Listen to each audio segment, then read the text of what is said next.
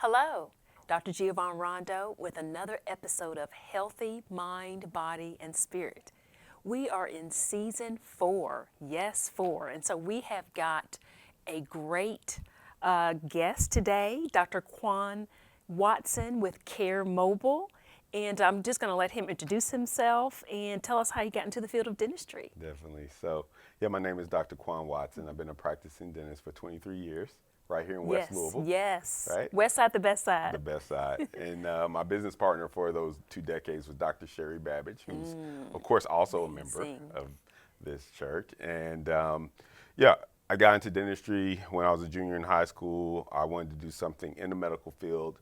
I'm artistic in nature. I wanted to be a business owner, and both of those things drew me to dentistry because it kind of helped me, allow me to utilize my artistic side while helping and servicing the community, and I could be a business owner on top of it. And so me and Dr. Babbage partnered up around the end of my first year out of dental school, which was back in 1999. And we've had one of the largest practices in West Louisville for a couple decades, sold it in 2016, and I started Kare Mobile right after that in 2017. Wow. Yeah. So Kare Mobile, can you explain what Kare Mobile is? Definitely. So Kare Mobile started as a mobile application that I had created to connect patients to dentists for same-day treatment. Back then, I could start seeing that it was more and more difficult for Medicaid patients or patients that are underinsured to get into a dental office. And so I created an app to connect patients to dentists for same-day treatment because what are the 2 reasons why professionals usually do not like to take Medicaid? Number 1, it's the low show rate, right?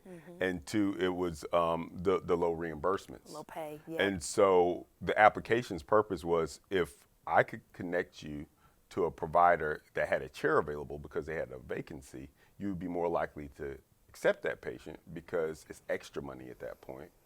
And it would also be a win for the patient, especially if I knew the skill set of the provider so that we didn't waste the patient's time and we connected them to someone that was able to do those services at that particular time. And so my goal was to market that application to one of the insurance companies, white label or license it to them. And when that didn't occur, my pivot was to take a van that I had and retrofit it into a single chair mobile dental office and to have people that downloaded my application have me come to them and provide the dental services. Wow. Okay, so you as a practicing dentist came up with your own application. So just computer. I paid somebody to do the app. I did. Okay. So basically, the schema or the architecture and the functionality were things that I came up with conceptually, but the development team then takes your idea and creates the application based on the idea that you have. So I paid somebody to do that from selling my practices. I built that out. But the funny thing about it is that the application, only way it was going to make money because it was free to the patient and free to the dentist was if the insurance companies paid me for making these connections, because we know Medicaid insurance companies, they make money by making sure utilization is at a certain percentage. And when they weren't willing to do so, I had to pivot the company because a company that doesn't make money goes out of business, right? Absolutely. So the pivot was to provide services. Right, I provided the service, and that was the way to monetize the software that I had developed until it got big enough to where then I thought somebody would pick up the software. But I had over 2,000 people just in this area download the software. Wow. And I would come to their house, do their crowns, root canals, extractions, whatever, right there in the comfort of their driveway. So that's how we started. So you actually go to people's homes? I did in the beginning. So once again, as I said, that was 2017, 2018. So you're doing a lot of pivoting. You have to keep pivoting. Life makes you pivot. So fast forward to today, in the last year, what's happened? Inflation has occurred, right? So my gas prices has doubled. And so now we actually, if we're going to see you in this market, unless it's a bigger size case, we sublease some space right down the street at 901 South 15th Street. And I'm sure if you came down 15th Street, you'll see sometimes our vans parked right out in front of there. Yeah. And the patients in this area can come to that location and get their services done on days that I'm still around to provide the services. So it's almost like a pop-up or drive-up Exactly. kind of dental office. Exactly, and I can you move service those assets around based on Wow. need and based on opportunities. So, Wow. And so you've expanded? Yeah, definitely. So Okay. we've raised venture capital money. We've been fortunate to get backing from a black VC firm out of Ohio called Lightship Capital. And we've used those resources to expand into about 5 different markets. We have vans now in Atlanta, Detroit. We'll be in Oklahoma soon, Ohio. We built vans for fairly qualified healthcare centers in North Carolina. Yeah, we're a lot of different places. Wow. Yeah. And all of this started in In little West old, Louisville. wait. In West Louisville. In West Louisville. Yeah. And now you are pretty much, you're covering a good portion of the Southeast region or this, this Midwest, Southeast region, and then you're going into the West. Sounds One like of the things Oklahoma. we like to do is we like to build relationships where we have providers that have the similar mindset that we do. And a lot of times those providers are in the areas that I just mentioned, right? Because you mentioned, we know there's only 4% of dentists that are African American. And so we more or less partner with those providers that are also passionate about services in these communities in those areas. And so too, logistically, it's more appealing for me to be in those areas because I can get to Detroit in 5 hours or Right. Atlanta in 6 if 6, necessary. So that also is why we kind of geographically focused in those areas. But then Oklahoma, because of everything with Black Wall Street, my investor is really about entrepreneurship and supporting black-ran businesses. So we have large opportunities and investments in Tulsa because they're trying to make that black- reparations for wow. Black Wall Street. So we're Okay, going to expand okay. there. Yeah. I love that. Love just the whole concept. So with the Care Mobile, and I love that name, just Care and taking it mobile. Exactly. Do you focus more on underserved populations for the most part, or Everybody. Okay. So we try not to pigeonhole the company. We believe everybody deserves access to oral health care. And so my passion, though, is, of course, servicing my communities to where when I first started practicing back in 1999, there was 10 practices in West Louisville. All the greats like Dr. Riley and Dr. Green and all my mentors that were in this Dr. community. Williams. Dr. Williams, exactly, as well. They basically led the way for me.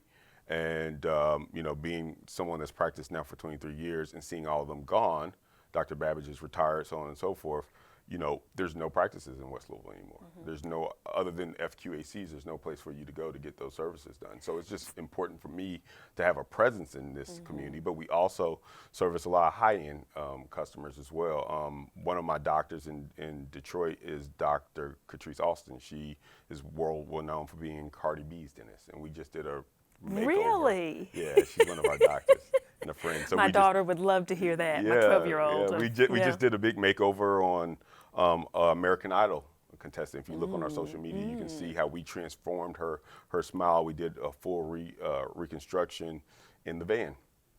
And You did it in one of your Care Mobile in vans? Detroit, yeah. So if you look on our IG, Instagram page, you can see the whole journey.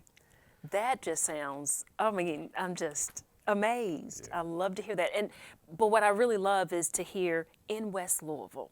So you mentioned that there were about 10 dentists in West Louisville. Actually, there still is one. Dr. Philip Williams is still in practice. My mentor. And so, but what's going on with the lack thereof of dentists and also healthcare providers, physicians or whatnot in West Louisville?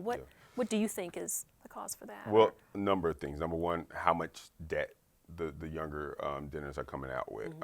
The model changing. A lot of times I talk about when I do like a lot of speaking engagements and stuff like that, just time and timing, and how over time things have changed to where my overhead when I first graduated, I could pay an assistant $6 an hour. Now I have to pay him 20. But reimbursements have not kept Haven't up gone with that up degree with that same inflation. yeah. So therefore, a dentist that wants to practice in West Louisville, and then you're taking low reimbursements from the insurance, you can't monetize it. It doesn't cash flow appropriately. And then you add on top of it all the overhead of a brick and mortar. It just doesn't work. And so when people ask me, well, why are you going around the van? I'm going around the van because it was about the autonomy of being able to go where I want, when I want, and serve who I want. You like to pivot. Yeah, and then to be able to keep my overhead low is also the important factor to it. Yeah. Sounds like an amazing business man, just a business mind, I should say. So can you kind of go over a day on the van?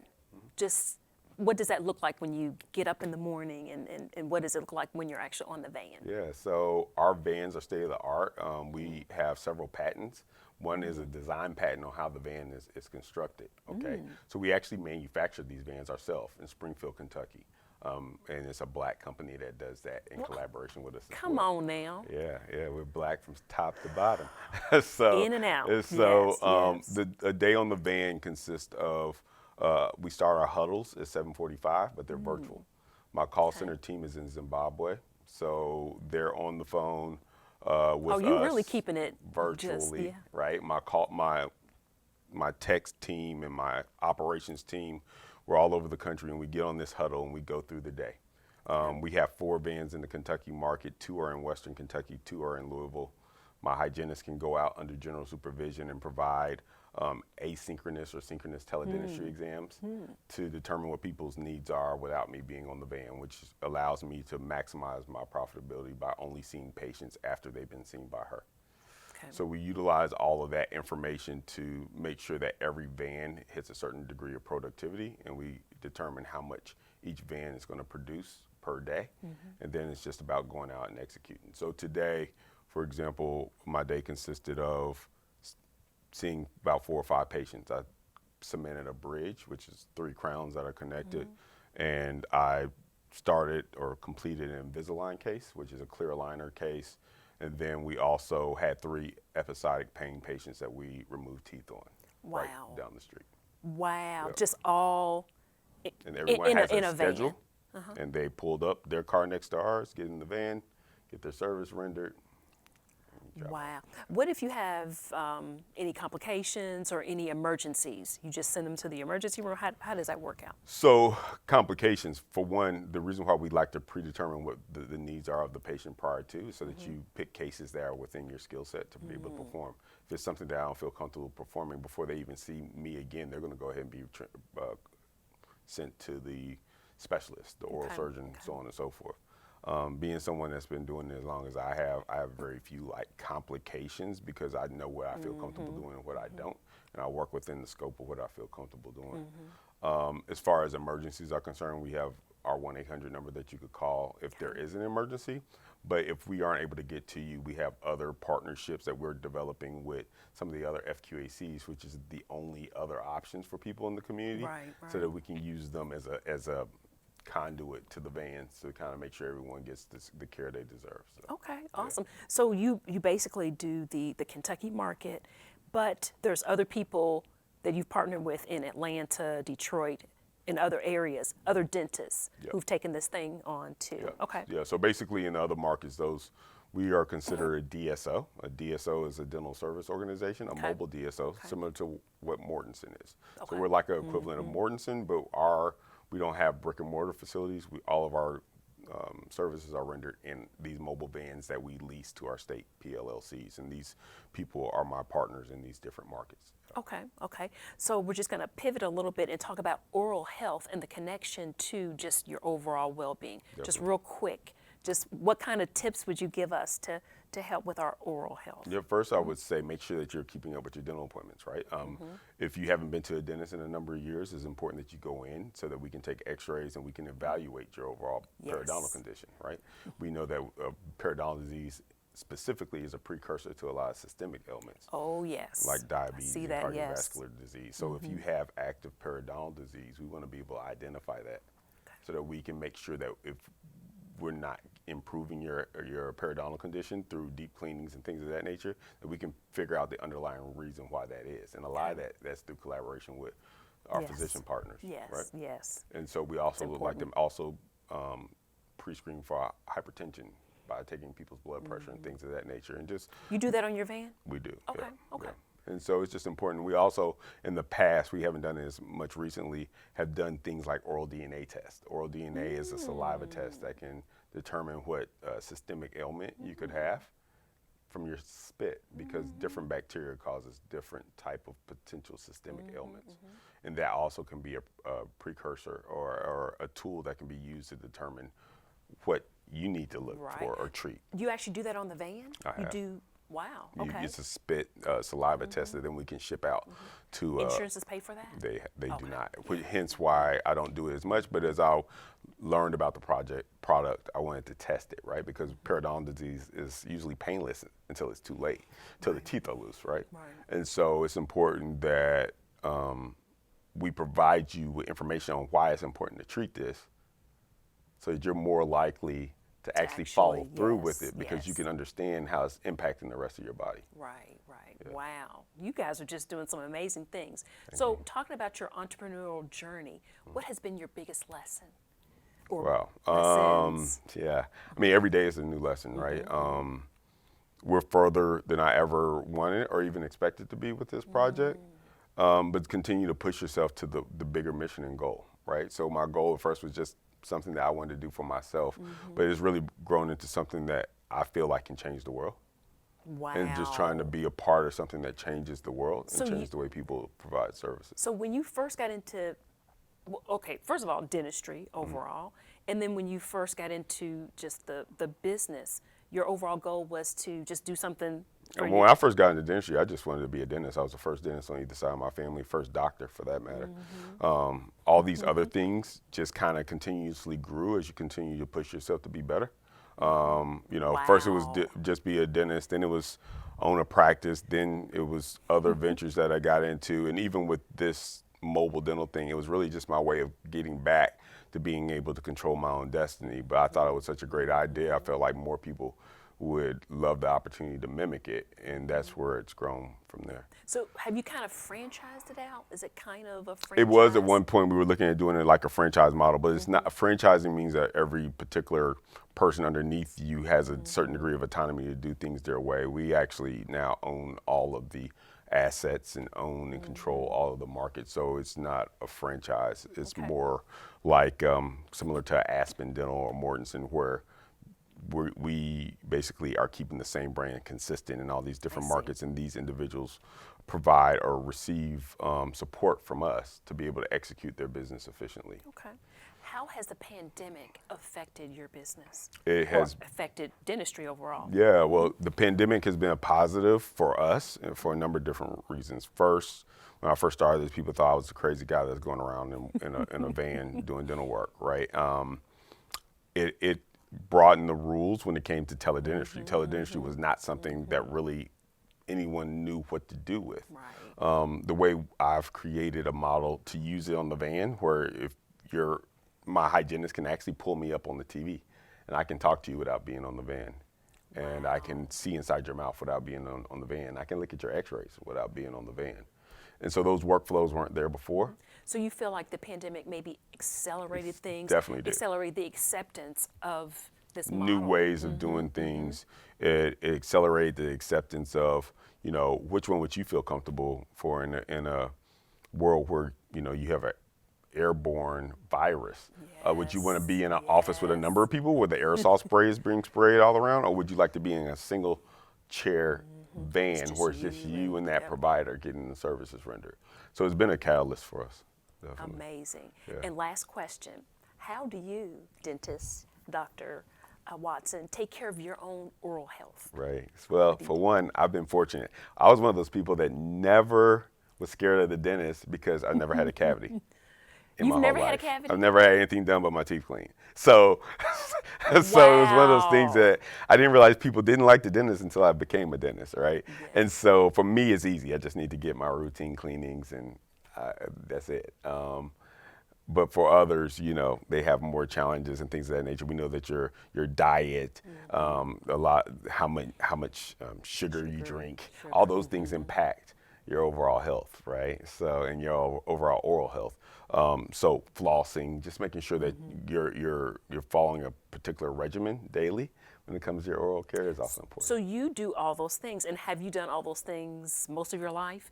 The cleaning, the flossing, all that? I would say, like any kid, no, I didn't floss as a kid. No, who did, right? Right, I was gonna say, wow, he's doing that too. No, not at all. But honestly, what most people don't know is genetics and your saliva content has a lot to do with your caries rate. And so genetically, my grandfather, who's deceased now, he died a couple years ago. He was 90-some years old, had never had a cavity, and never lost a tooth at 90-some years old. Okay, so genetics, and you said the Saliva. saliva? Yeah, so there's certain things in your saliva that helps prevent caries. And caries can cavities, yes. The okay.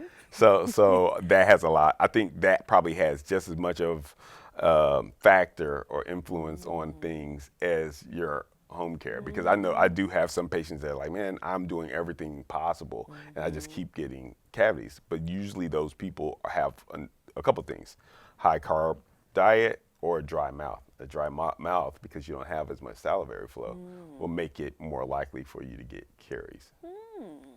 Wow, thanks for that. Wow, I needed that. Yes. Yeah. Great information. Any other tips that you would give just to help us, maybe to avoid seeing you, but if we do need to see you on the Kare mobile, what kinds of things? Well, first off, I would say don't avoid seeing us. The tip would be to see us. To yeah. avoid. Prevent. Exactly. Yeah. Prevention is the Yes, key. yes. And if we can catch things when they're early, it prevents us from having to do things like remove teeth and do things that are more evasive and more uncomfortable and things that people don't like the dentist for. So if I could give any tip, I would say prevention is the key. Brush and floss before bed, right? So that those sugars and things don't sit on your teeth overnight. And yeah, just, make sure that you're educating yourself with the right provider and find somebody. If you haven't been to a dentist in a while and you're overdue, do not wait, is what I would really harp on. Well, it's kind of hard to find, it's impossible especially right now. here in West Louisville, but just really trying to find someone. So once we do, make sure that we, on a regular basis, see the dentist, use good oral care, brushing and flossing on a regular basis, and and then cutting back on a lot of the sweets and the carbs, all of that. So you say carbs in particular, so just things that break down into sugars quickly. Okay. Okay. Yeah.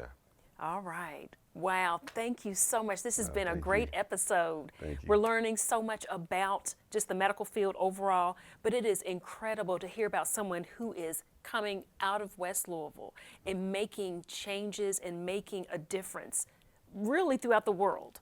So, yes, because you're going Zimbabwe, I heard you say. And I haven't been to Zimbabwe. I just have employees in Zimbabwe, but I plan to expand into other countries. You're employing people in Zimbabwe. Wow. Yeah, okay. definitely. That is amazing, and that's right here in West Louisville. That's just amazing. Just we'll have to, talk. Yeah, I love what you're doing too. Yes, we'll have to talk more about just expanding ourselves and expanding who we are and what we're trying to do to the world. So thank you so much, Dr. Watson, for coming. And thank you for joining us for another episode of Healthy Mind, Body, and Spirit. Have a great day.